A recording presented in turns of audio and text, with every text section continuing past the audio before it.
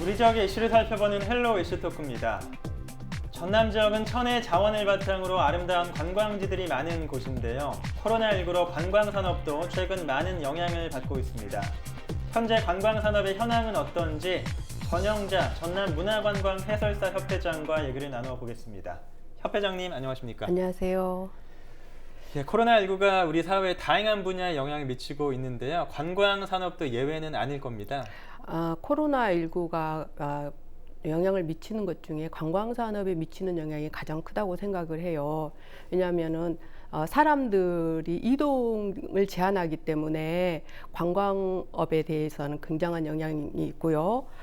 첫 번째로 우리가 뭐 관광 회사라든지 버스라든지 또는 음식점이라든지 그다음에 그 음식점에 또 그 식자재를 대는 그런 부분도 있을 거 아니에요. 네. 그런 부분에서 상당히 피해가 속출되고 있다고 봅니다. 그리고 이제 저희 해설사 협회 입장에서 봤을 때는 예약이 됐던 것들이 다 취소가 돼버리고, 그리고 이제 소수로 애들하고 가족끼리 오는 사람들이 좀 많아요. 그래서 해설을 할 수 있는 그런 것들도 지금 현재는 없고, 그래서 상당한 어려움을 겪고 있습니다. 네. 말씀하신 것처럼 진짜 관광이라는 것이 이렇게 단편적인 것이 아니라 굉장히 복합적으로 많은 부분이 연관되어 있기 때문에 피해도 네. 그만큼 크지 않을까 생각이 드는데요.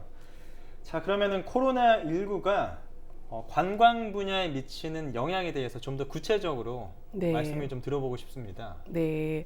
코로나19로 인해서 우리 이제 그 전남 같은 경우에는 지금 해설사들이 매일매일 한 20번씩 일을 해야 되거든요. 네. 아니면 15번씩 일을 해야 된다. 이런 것들이 있는데, 이제 그 해설 일이 아니라 이게 코로나 이제 열 측정이라든지 아니면은 그냥 안내 정도만 하는 선에서 멈추잖아요.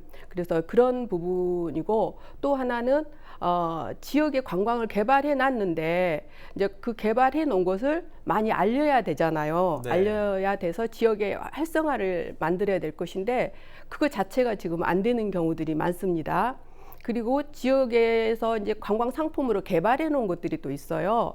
그런 관광 상품 개발해 놓은 것들 역시도 이제 사람들이 오가면서 이게 좀 이렇게 매입이 되고 해야만이 경제가 이렇게 좀 활성화가 되고 할 건데, 그런 부분도 없고, 또 제일 더 큰 문제는 대형 버스가 안 움직인다는 거예요. 네. 지난번에 한 대형 버스 하신 분이 이제 뭐라고 저한테 얘기를 했냐면은, 버스를 세워놨는데 풀이 자란 게 아니라 나무가 이만큼 자랐대요. 그 타이어 있는 데에서 나무가 자라서 이만큼 타이어를 덮을 정도로 컸대요. 그러니까 풀이 아니라 나무가 자랄 정도면은 그 봄, 여름 지나서 가을 정도 되잖아요. 그러니까 그만큼 이 버스가 활동을 못했다는 거죠. 그러면은 거기 버스 기사님한테 따르는 뭐 식솔들이라든지 회사라든지 뭐 주유라든지 이런 부분에 엄청나게 영향을 줬고, 또 우리 관광 쪽에서도 보면은 매번마다 지금 자연사 박물관이라든지 아니면은 뭐 미술관이라든지 이런 부분이 매번마다 문을 닫아요. 네. 실상은 미술관 같은 경우에는 지금 가을이 피크거든요. 그래서 사람들이 많이 관람을 오고 해줘야 되는데 전시만 해놓고 사람이 오지를 않아. 그러니까 이런 부분도 큰 영향을 미친 거죠. 그래서 이 코로나로 인해서 우리 전남도뿐이 아니라 전국이 아마 그런 실태라고 생각됩니다. 네. 네. 참 관광 산업에 종사하시는 분들께서 많은 어려움을 겪고 계신 것 같은데요. 그렇다면 정부나 전남도 차원에서 지원이 좀 이루어져야 할 것 같은데 현재 상황은 어떤가요? 이번에 전남도에서 문체부하고 문체부에 그 돈을 좀 가져왔어요. 한 54억 정도를 가져와서 지자체에 관광에 종사한 사람들이 일을 할 수 있도록 이렇게 나누었어요. 그래서 그 사람들이 우선 이제 버스 기사님들이라든지 관광회사에서 실직을 하고 일을 못 하신 분들 있잖아요. 네. 그분들이 코로나로 인한 그런 방역 이런 것을 할 수 있도록 지원을 했어요. 그래서 아마 쪽 관광 업계는 그나마 조금 숨이 좀 트였을 것 같아요. 근데 이제 우리 전남도에서도 열심히 노력은 하고 있는데 상황이 지금 태풍에다가 코로나에다가 오니까 그러니까 관광지도 태풍이 오면 영향이 있고 또 홍수 이번에 수해 입은 지역도 많잖아요. 그런 네. 부분이 또 많고 그래서 전남에서 이제 일을 해도 지금 상황에서는 막 그렇게 크게 막 보여지는 그런 일은 아니라 내부적인 것들 그리고 또 우리가 SNS를 통한 어떤 홍보 같은 것들 그리고 이제 그 책자를 통해서 홍보하는 일들 이런 일에 많이 집중하고 있고 또 우리 도에서 하는 일 중에 하나가 유튜브 같은 걸 통해서 이렇게 전남을 홍보하는 일, 관광으로 이렇게 홍보하는 일을 하고 있는 걸로 알고 있습니다. 네. 지금 말씀을 들어보니까 뭐 정말 많은 영향이 있고요. 그리고 네. 변화도 많을 것 같습니다. 특히 이제 일선 현장에 계시기 때문에 관광 현장에서의 변화에 대해서 아주 체감을 바로바로 하실 것 같거든요. 어떤 게 네, 체감을 있을까요? 하는 게 일단은 제일 먼저 제가 느끼는 것은 대형 버스가 안 온다는 거. 네. 그래서 단체가 없다는 거. 그리고 이제 가족끼리 조금 오시고 그리고 그렇게 바글바글 했던 근대 역사 공간이 한산해졌다는 거. 우선 제가 먼저 체감이 되고요. 또 하나는 이제 그 음식점들이 텅텅 비었다는 거. 예, 이런 것들. 그리고 또 다른 쪽으로 보면은 산 있죠. 오솔길, 네. 둘레길 이런 데는 굉장히 사람들이 많이 지역 분들이 이제 많이 오시겠죠. 많이 찾고 계시고 특히 이 자전거 길을 영산강변에 자전거 길을 만들어놨어요. 전남도에서 몇 년 전에. 네. 근데 그것이 그렇게까지는 활성화 안 됐어요. 근데 최근에는 자전거 타신 분들이 굉장히 많이 늘었어요. 왜냐하면 제가 이제 영산강변을 자주 가는데 주말이나 아니면 그냥 평일에도 자전거로 이렇게 레저 활동 하신 분들이 많이 계시더라고요. 그리고 그 전에 없었던 가족 간에 와서 애들하고 같이 노는 그런 것이 오감천변이라든지 강변 공원에서 이렇게 많이 노시고 즐기시는 것 같더라고요. 네. 그러니까 뭐 전체적으로 관광객 수가 줄기도 했지만 일단은 단체 관광객보다는 개인이나 네. 가족 위주가 늘었고 예. 그리고 뭐 자전거를 탄다든가 이렇게 독립적인 관광을 하시는 분들이 늘었다는 말씀이군요. 예, 그렇습니다. 이렇게 약간 패턴도 변하고 있고요. 변화가 일어나고 있는데 그러면 지자체에서도 이런 식으로 뭐 방법을 좀 강구해봐야 될 것 같거든요. 관광객들을 더 유치를 하고 네. 많이 오시게끔 노력을 한다든가 뭔가 대책이 있어야 할 것 같은데 예를 들면 최근에 목포시에서 문화관광 해설사의 집을 조성하기도 했어요. 네네. 이렇게 가을 여행객 맞이에 많이 노력하고 있는 것 같은데 어떤가요?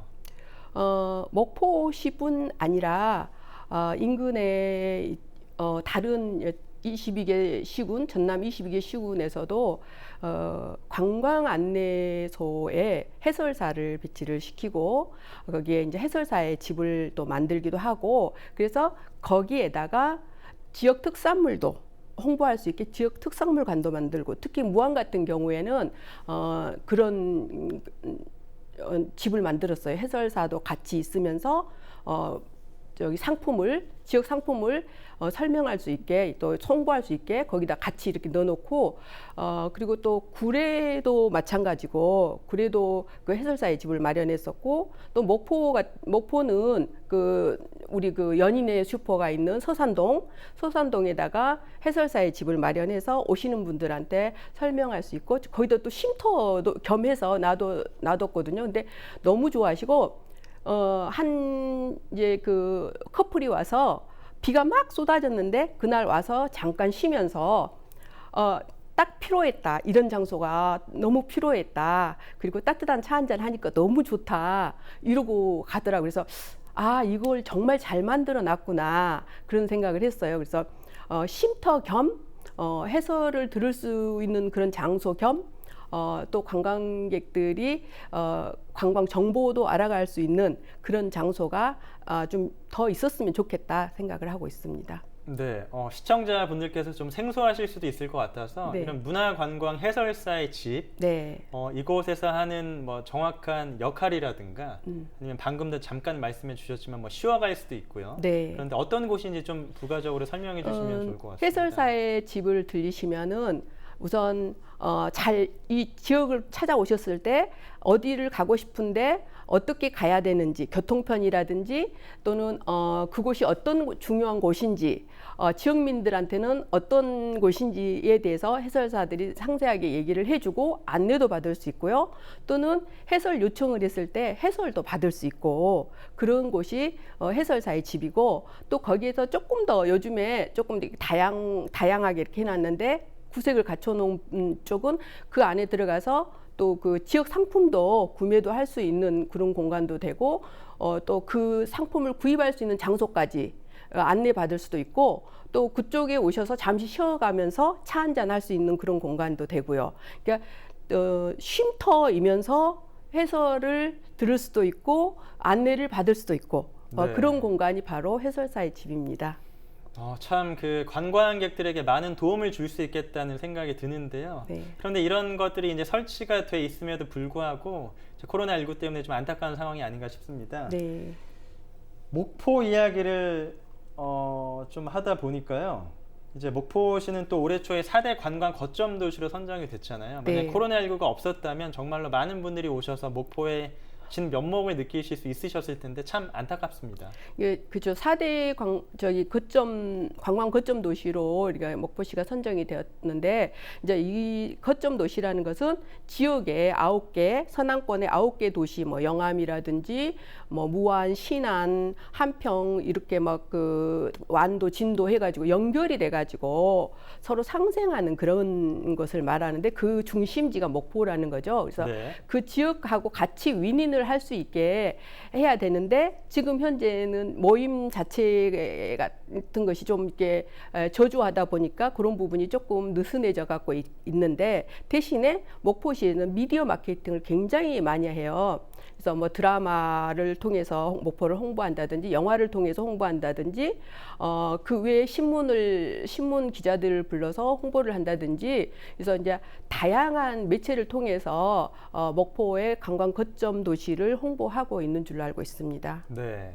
목포는 또 코로나19 시대 100대 비대면 여행제 선정이 되기도 했는데 그러면 제가 좀 여쭤볼게요. 이제 해설사 협회장님께서는 잘 아실 거기 때문에 지금 이제 코로나19 시대에 뭐 비대면 혹은 좀 밀집도가 낮고 관광을 즐길 만한 곳, 전남에 어떤 곳이 있을까요? 전남은 천혜의 관광지라고 생각을 해요.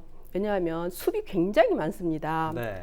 가는 곳마다 숲이 있고, 뭐 장성 편백림 있고, 장흥도 있고, 구례곡성, 뭐 또 순천 등등해서 국립공원들이 뭐 앞에 이제 영암도 그러고요, 국립공원들이 있는데, 이렇게 많은 공원들이 있는데도 반면에 국립공원 같은 경우에는 코로나19가 이렇게 뭐 2단계 이상 이렇게 돼버리면 못 들어가게 막아버리더라고요. 그래서 그건 아니라고 생각을 하는데, 왜냐하면은 숲은 치유의 능력을 가지고 있어요. 그래서 전에 제가 이제 장흥을 갔더니, 장흥 쪽을 청관산 쪽을 갔었을까요? 그랬는데 막아버렸더라고요. 네. 그래서 당황스러웠어요. 아니, 넓은 곳에 막아버리면 그럼 어디로 가란 말이냐, 그런 생각이 들었어요. 그래서 그런 숲길 같은 경우에는 오픈을 시켜주는 게 좋을 것 같아요. 그래서 많은 사람들이 전남 지역에 찾아오셔서 힐링도 하시고 숲에서 치유도 하시고 그랬으면 좋을 것 같습니다. 네. 그래서 뭐 관광객 밀집도가 낮고 좀 안전하게 여행할 수 있는 곳 몇 곳 추천해 주시면 좋을 것 같은데요. 이제 추천을 하자면은 장성의 편백림, 그다음에 장흥 우드랜드, 또 목포에도 보면은 유달산 둘레길도 있고 고하도 둘레길도 있고, 또 이렇게 이밤산 쪽에 가면 이 둘레길도 있고요. 그리고 또 저쪽에 화순 쪽에 가면 운주사 쪽 가면은 또 좋은 길들이 많아요. 예. 그런 곳도 있고 또 완도에 수목원 있어요. 완도 수목원 같은 경우 거기도 찾아가면 좋고 여튼 숲이나 계곡이나 이런 곳에서 또 바닷가 특히 이제 해풍은 또 그것도 치유의 능력이 있다고 하더라고요. 음이온이 발생돼 가지고 네. 그러니까 뭐 진도라든지 해남 땅끝이라든지 또 영광이라든지 여수라든지 곳곳마다 가면은 치유할 수 있고 또 그런 곳은 공간은 가족끼리 가면은 정말 좋잖아요. 네. 그래서 그런 곳을 추천해드리고 싶습니다. 그러니까 밀폐된 곳이 아니라 이렇게 오픈된 야외 거. 공간 예. 그런 곳들을 찾아주시면 좋을 것 같고요. 네네. 근데 이제 관광업이 물론 지금 상황이 이렇지만 가만히 두고 볼 수는 없잖아요. 네. 피해를 최소화하고 또 앞으로 좀 활성화시키기 위해서 협회장님께서는 좀 어떤 대책이 필요하다고 보십니까? 이제 관광이 코로나 이후에는 관광 트렌드가 좀 바뀔 거라고 생각을 해요. 왜냐하면 건강에 대한 그런 관심도가 높을 것 같아요. 그래서 그런 지역의 어떤 특산물을 가지고 건강한 상품을 많이 만들면 좋을 것 같고 또 하나는 그런 것을 체험할 수 있는 그런 공간도 좀 있었으면 좋겠어요. 예를 들면은 녹차를 체험할 수 있는 그런 공간이라든지 아니면 영상 강변길을 자전거로 이렇게 달릴 수 있거든요. 그러면서도 영상 강 쪽에 어떤 생태가 있는지 생태하는 그런 체험이라든지 네. 그런 것도 좀 있었으면 좋겠고 그러니까 그런 상품들이 좀 많았으면 좋겠어요. 소수로 할 수 있는 그런 상품들, 체험할 수 있는 상품들 많이 하지 않고 가족끼리라든지 아니면 친구끼리, 연인끼리 와서 체험할 수 있는 이런 공간이 좀 있었으면 좋겠다라고 생각을 해요. 네, 오늘 코로나19 장기화가 관광산업에 미치는 영향에 대해서 알아봤는데 그러면 마지막으로요. 이제 코로나19 시대에 맞이하게 되는 관광산업, 뭐 과제랄까요? 남은 과제에 대해서도 생각하시는 게 있으면 말씀을 해주시고요. 또 오늘 마지막으로 좀 부가적으로 덧붙이고 싶은 말씀도 있다면 들으면서 오늘 마무리하겠습니다. 이 코로나가 우리 관광을 하는 우리 종사자들한테 굉장한 숙제를 주고 있어요. 네. 왜냐하면은 만약에 이렇게 이동이 좀 단절된 경우에는 그럼 어떻게 관광을 하고 즐길 수 있냐 그런 대안이 무엇이냐 이걸 던진 것 같아요. 앞으로 이제 그 유튜브를 통해서 전남을 홍보할 예정이고 또 되도록이면은 그러니까 알려지지 않는 부분까지 세세하게 좀 해설사가 유튜브를 통해서 전달을 했으면 좋겠다 이런 생각들을 올 한 10월, 11월 정도에는 우리가 이제 도하고 같이 논의해가지고 유튜브에 올릴 예정이에요. 그러니까 관광 우리 해설사뿐이 아니라 관광에 종사하는 모든 분들의 과제이기도 합니다. 이 부분이 그래서 저도 지금 걱정이에요. 어떻게 하면은 이 상황에서 관광을 할 수 있을까? 그리고 혼자서도 즐길 수 있는 방법은 어떤 것들이 있을까? 아니면은 두세 명이 즐길 수 있는 방법은 어떤 것들이 있을까라고 저도 늘 고민하고 그래서 이제 그 혼자 즐기는 방법들을 유심히 보고 저 역시도 그거를 한번 해보려고 하고 있는데 지금 현재로서는 야외로 나가서 그러니까 산책을 한다든가 아니면은 어떤 자연 생태에 관심을 갖는 것이 최고더라고요. 왜냐하면 대면 접촉을 안 하게 되니까. 네, 그런 부분을 우리가 많이 지금 앞으로 살려서 관광의 어떤 그 관광을 할 수 있는 그런 어떤 테마를 만들었으면 어떨까라는 생각도 해봤어요. 네. 자, 코로나19 장기화가 관광산업에 미치는 영향에 대해서 전영자 전남문화관광해설사협회장과 얘기를 나눠봤습니다. 오늘 말씀 잘 들었습니다. 코로나19로 인해 관광 분야가 큰 타격을 입었는데요. 관광객과 지역 주민께서는 위생 수칙을 철저하게 준수하는 게 중요하겠고요. 그리고 정부와 각 지자체에서는 현재 그리고 코로나19 이후 시대를 위한 체계적인 대책을 마련해서 우리의 관광 산업이 다시 활성화될 수 있기를 바라면서 오늘 순서 여기서 마치겠습니다. 지금까지 헬로 이슈토크였습니다.